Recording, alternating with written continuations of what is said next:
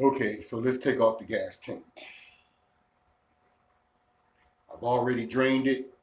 And like I said in another video, I was going to get the scooter started first with the gas engine in there. But because of, it's going to take some diagnostics and different stuff and all that, to me, it's so simple to convert these into electric.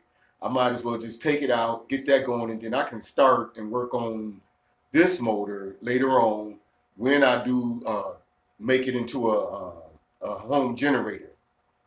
So let's take this gas tank off. This is a 13 millimeter that this is taking.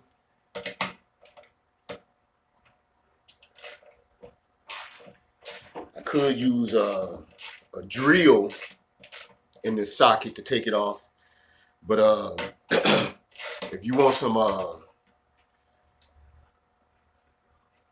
strong hands, strong arms, and a little exercise, go on and use your socket wrench, unless you're just tired or time factor or whatever.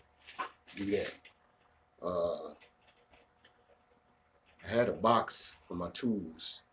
For the screws, and I used the box to put this camera on. So let me go get another box for these screws so I won't lose them.